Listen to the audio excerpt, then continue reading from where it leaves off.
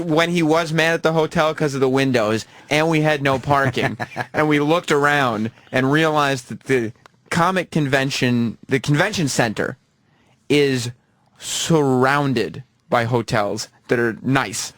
It is, when you are near the convention, all you can see is nice hotels. Hard Rock Hotel, Hyatt, this. How far was your hotel? 10 minutes. It's a 10-minute drive. It was doable. Could you have walked? No. No. We had a month.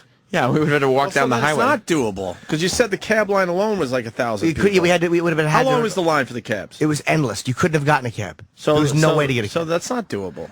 Because the only reason they even made it there, Florentine, was, I think I told you, was someone recognized Jimmy and let him in a parking place. Yeah. Otherwise, I was ready to. I was ready to leave. Fucked. We were in bumper-to-bumper traffic because Westboro Church was protesting, and there was no parking, and nobody would tell us where. And the other parking we didn't have permits for, and I was like, this fucking blows. Well, you know what happened. You know, whoever went on Orbitz.com, a week before and saw a hotel, 8.7 miles from Comic-Con. Like, sounds good. $119. Perfect. Can't beat the Perfect. price. That's it. We'll shove these idiots in here. But $360 right next to the Comic-Con. No, $119. Super 8. Mike in Indiana. Perfect. There's a prime example why you need rolling back. They don't see it our way. Well, over and over again, things get fucked up, and we have a solution, but they don't want to listen to our solution. I am happy we got to go, and none of this would have been possible without FYE.com, so let's be honest about that. Yeah, I was happy. Look. Wait, I want to hear the rest of the roundtable discussion here. This is a lot about movies. That's always fun to Yeah, be involved in a especially project now like that. people are a lot more savvy and stuff and kind of get, you think. The audio. The sci-fi nerds and fantasy nerds were always like that, I think. I think they were always really smart people who didn't feel comfortable with mainstream society, and now mainstream society doesn't feel comfortable with anything. And this society, I think, is as you said. sounds like when really she blew the airlock to let the having a lot alien out of the influence, fucking and it should, ship. Because all this stuff is invented by nerds, I mean, it's the century of the nerd. Boring. Hallelujah. This is all nerd. I laughed to make it more interesting. It really was And very dull. Like, that audio would be fine to listen to and write down a quote. Yeah. But it's a bit far from broadcast quality. Broadcast quality, exactly. Yeah, that's just, you should have a tape recorder up there, you listen back, you're in front of your computer. Oh, yeah, they did say that. Typing it on your little blog. Yeah. John in Philly. John. Hey, boys. Hello, John. Hey, sorry to hear your Comic-Con experience wasn't what you wanted it to be. As somebody who's had to... What do you mean what I wanted it to be? Not humiliating? Naturally. Actually, for as much as it sounds like a lot of it was a clusterfuck, the hotel situation is actually kind of like a bad Comic-Con thing because you have to register like 6 months in advance for the hotels.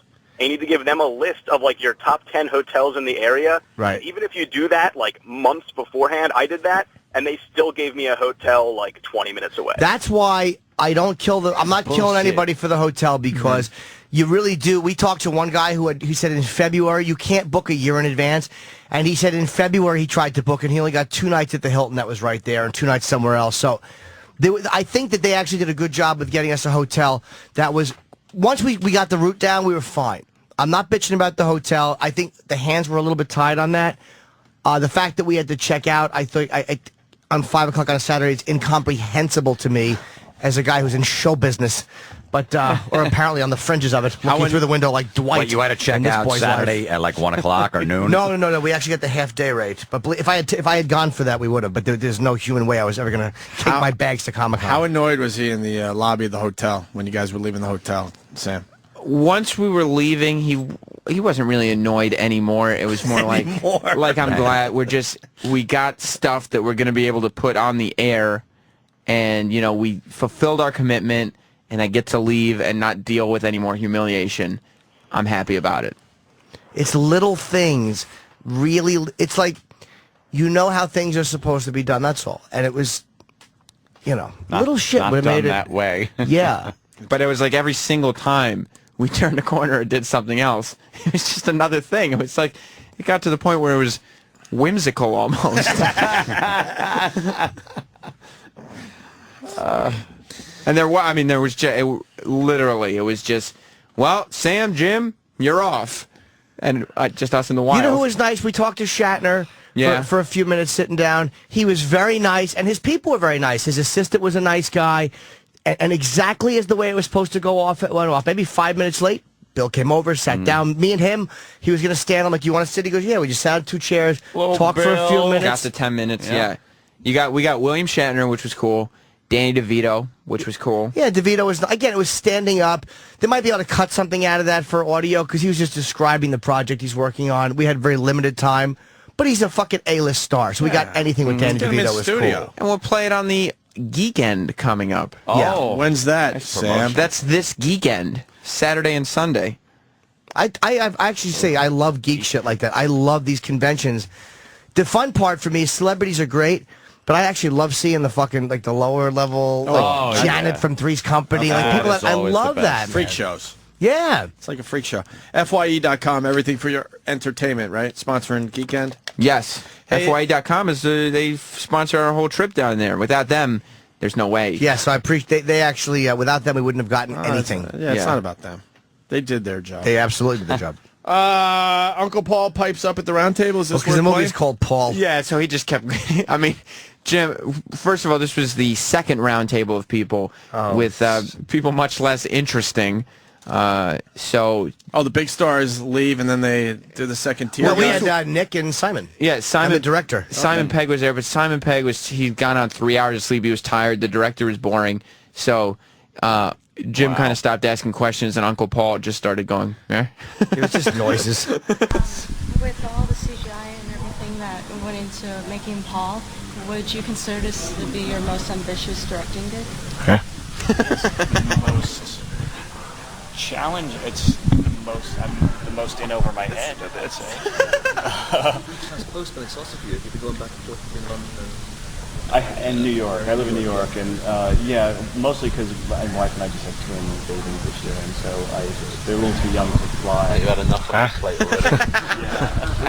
There's a lot of childbearing in this movie. It was just strange. Yeah, there's like the most fertile Paul. I mean, I had Ronnie. Every time they mention children of the name Paul. But I was thinking That's the audio quality we got. I was thinking about just giving you the full round table and just waiting and seeing how long you could survive. How long you played it. This is really good. Just wait for it. We thought of doing that, like, just give him everything. Yeah. Tell us all great. The whole 25 minutes and just the whole time just going like, no, just a sec. Because you'd go 25 minutes. This is how much of this we played. Dude, trust us. That would have been great. Just let it go. And Comic-Con has become the place to be for all A-listers and stuff, right? Yeah. Angelina Jolie was there. Yeah, Will Ferrell, Mark Wahlberg, We didn't see Faye, him. We didn't Seth see him. Rogen, We didn't see Jonah him. Hill, We didn't see him. J.J. Abrams. We didn't see him. Sylvester Stallone. We didn't see him. Bruce Willis. Heard he was there.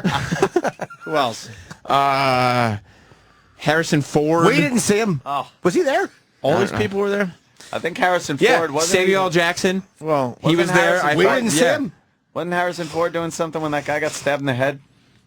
Yeah, the guy in Hall H. Yeah, people line up for these giant panel discussions. Yeah. And they line up overnight and wait to fill into this room so they could just watch celebrities talk about the movie they're in. Sounds great.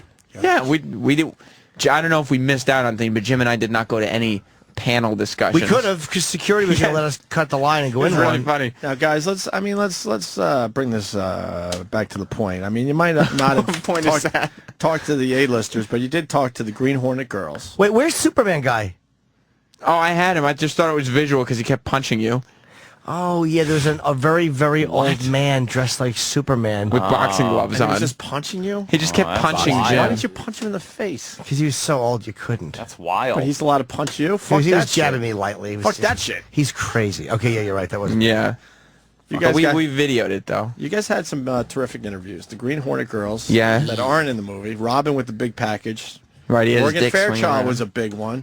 Bob the Angry Flower Guy. Let's not forget about that. That was a good one. Classic. Danny DeVito. William Shatner. Danny Trejo's, Gilbert Trejo. Yes. That's right. A very nice boy. Gil Gerard and sort of Jeffrey Tambor. Yeah. Well, yeah, Jim talking to him about Sort the of. Ropers. A little bit. Final thoughts, gentlemen. To summarize. About your Comic-Con experience. All right. Wait. Let Sam go first. I think Sam should go first. I think we had a great time out there. We made the most of what was going on. We came back with some fun stuff, stories, experiences, and even some clips that we could share with the fans. But how about a few? What did we learn? Well, like what can we do to make this experience better for you guys to make next it, year? Yes. Well, if you're gonna fly somebody the caliber of James Norton down to Comic-Con, especially the night after he was on the Tonight Show, maybe some sort of. Not so much. They gave him a stick with a handkerchief and a banana tied into it and said, "Go find your way down there, little Jim." Like a little hobo. Right. Like maybe